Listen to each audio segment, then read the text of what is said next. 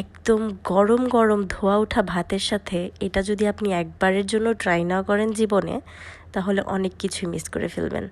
Hello everyone, আসসালামু আলাইকুম। কী অবস্থা, সবাই কেমন আছেন? অনেকেই হয়তো বা অসুস্থ থাকতে পারেন, কারণ এটা হচ্ছে একটা খুবই অসুস্থকর একটা সিজন চলছে। ঘরে ঘরে সবার জ্বর, ঠান্ডা, সর্দি, কাশি এগুলো লেগেই আছে। আমি নিজেও অনেক অসুস্থ। আমার ভয়েসেই বোঝা যাচ্ছে যে আমি একটু নাকে বাজছে, আমার কথাগুলো শুনতে একটু অড লাগতে পারে। তো এই জন্য আমি দুঃখিত, আসলে অসুস্থতার কারণে এরকম শোনাচ্ছে। তো যাই হোক, আমি আজকে আপনাদের সাথে শেয়ার করব চিংড়ি শুটকি ভুনা।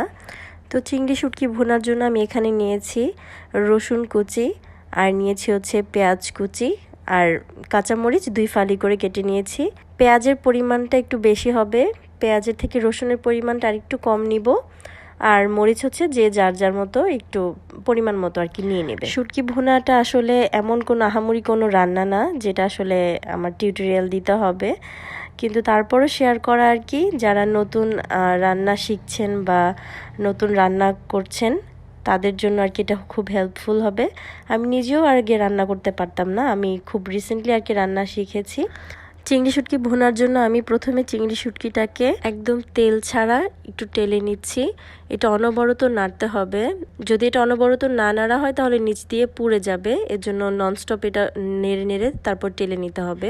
এ পর্যায়ে আসলে চুলার আঁচটা একটু কম থাকবে, লো হিটে থাকবে। তো আমার চিংড়ি শুটকিটা টালা শেষ, এখন এটা আমি অন্য একটা পাত্রে ঢেলে নিচ্ছি। আসলে চিংড়ি শুটকি ভুনাটা অনেকেই অনেকভাবে রান্না করতে পারে, কিন্তু আমি আসলে এভাবেই করি। এটা আমার শাশুড়ির কাছ থেকে শেখা, আমি তার কাছ থেকে দেখে এভাবে শিখেছি।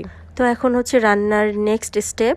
তো এখন আমি প্যানে একটু গরম পানি বসিয়েছি। তো গরম পানিটা যখন হয়ে যাবে তখন আমি এর ভিতরে টেলে রাখা চিংড়ি শুটকিগুলো ছেড়ে দিব। তো আমার পানি গরম হয়ে গেছে, এখন এর ভিতরে টেলে রাখা শুটকিগুলো ছেড়ে দিলাম। এখন এটা একটু সেদ্ধ হতে দিব, অল্প কিছু সময় সেদ্ধ করলে হবে, এটা বেশি সময় লাগবে না, কারণ এটা অলরেডি আমি টেলেছি। এখন আবার এটা এত বেশি সেদ্ধ করা লাগবে না। তো জাস্ট এটা ময়লাটা বের হওয়ার জন্য আসলে সেদ্ধ করা, যে এটার ভিতর যে একটা এক্সট্রা ময়লা থাকে সেটা যাতে বের হয়ে যায়, এজন্য আসলে সেদ্ধ করে নিচ্ছি। আমার শুটকি সেদ্ধ করা শেষ, এখন হচ্ছে এটা আমি পানি ঝরিয়ে নিব।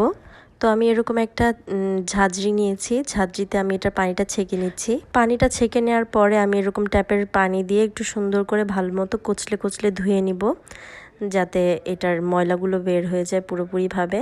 তো এরকম সুন্দর করে আমি কচলে কচলে ধুয়ে নিচ্ছি। তো আমি আসলে এভাবে রান্না করাটা এজন্য অ্যাপ্রিসিয়েট করি, যেন কোনো ধরনের ময়লা না থাকে, এটা পুরোটাই আমি নিশ্চিত থাকি এজন্য। এখন আমি শুটকিগুলো ধোয়ার পরে আমি এটা পানিটা ভালো মতো চেপে চেপে ঝরিয়ে নিচ্ছি, এক্সট্রা কোনো পানি যেন না থাকে। শুটকিটা এভাবে চেপে নেওয়ার সময় একটু সাবধান থাকতে হবে যেন কাঁটা না ঢুকে যায় হাতের মধ্যে, তো জন্য খুবই সাবধান। এখন আমি একটা প্যানের ভিতরে বেশ কিছু তেল দিয়ে নিচ্ছি, যেহেতু শুটকি রান্না করব তেলের পরিমাণটা একটু এক্সেস লাগবে, এর জন্য পরিমাণে একটু বেশি তেল দিয়ে নিয়েছি। তেলটা গরম হয়ে আসলে এর ভিতরে ছেড়ে দিচ্ছি সে সেদ্ধ করে পানি ঝরিয়ে রাখা শুটকিগুলো। এগুলো এখন আমি একটু ভেজে নিব।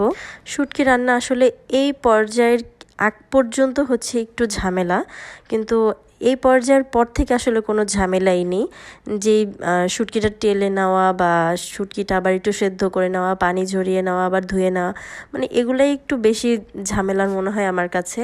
তো আমি শুটকিগুলো ভেজে নিয়েছি, এখন এই ভাজা শুটকির ভেতরে আমি এখন দিয়ে দিব সেই কুচি করে রাখা পেঁয়াজ, রসুন আর হচ্ছে মরিচ ফালি করে রেখেছিলাম এগুলো। এখন আমি এগুলো একটু ভেজে নিব, ভেজে এগুলো একটু ভাজা ভাজা করব। পেঁয়াজটা আসলে একটু হালকা লালচে টাইপের হয়ে যাবে, ততক্ষণ পর্যন্ত এটা ভাজতে হবে।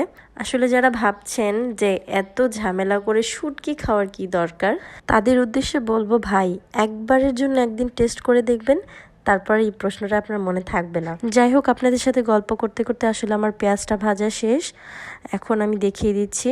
দেখুন এই পর্যায়ে পেঁয়াজটা এরকম থাকবে, একটু হালকা লালচে টাইপের থাকবে আর কি। এখন আমি এর মধ্যে দিয়ে দিব 2 চা চামচের মতো মরিচের গুঁড়া। আমি একটু বেশি দিয়েছি মরিচের গুঁড়া, কারণ আমি একটু স্পাইসি করে খাবো, আমার বাসার সবাই অনেক ঝাল পছন্দ করে। আর দিয়ে দিব 1.5 চা চামচের মতো হলুদের গুঁড়া, আর দিব হচ্ছে 1 চা চামচের মতো ধনিয়ার গুঁড়া। এখন আমি এগুলো একটু হালকা ভেজে নিব।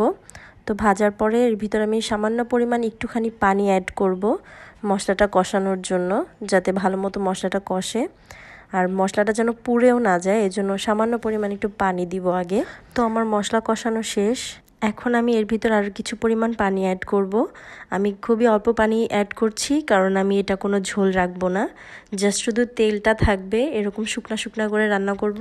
তো পানি অনেকটাই টেনে গিয়েছে, তো দেখতেই পাচ্ছেন তেলটা বের হয়ে এসেছে। যতক্ষণ পর্যন্ত পানি না পুরোপুরি শুকিয়ে যায় আর তেলটা সম্পূর্ণভাবে বের না হয়ে আসে, ততক্ষণ পর্যন্ত এভাবে ভাজতে থাকবো। তো এই যে দেখেন আমার শুটকি রান্না ডান। কত ইয়াম্মি লাগছে দেখতে, ইচ্ছে হচ্ছে এক্ষুনি 1 প্লেট ভাত নিয়ে বসে পড়ি, গরম গরম ধোয়া ওঠা ভাত। তো যাই হোক, আজকে আমার শুটকির রেসিপি এই পর্যন্তই। আমার এই রেসিপিটা আপনাদের কাছে কেমন লাগলো সেটা অবশ্যই আমাকে জানাবেন। আর আপনারা শুটকি ভুনাটা কিভাবে করেন আর শুটকি আর কি দিয়ে আপনারা রান্না করে খেতে পছন্দ করেন সেটা অবশ্যই আমার সাথে শেয়ার করবেন, যেন আমিও আপনাদের মতো টেস্ট নিতে পারি। তো যাই হোক, আজ এ পর্যন্তই। দেখা হবে নতুন কোনো রান্নার ভিডিওতে। তো সে পর্যন্ত আপনারা সবাই ভালো থাকেন, সুস্থ থাকেন। আল্লাহ হাফেজ।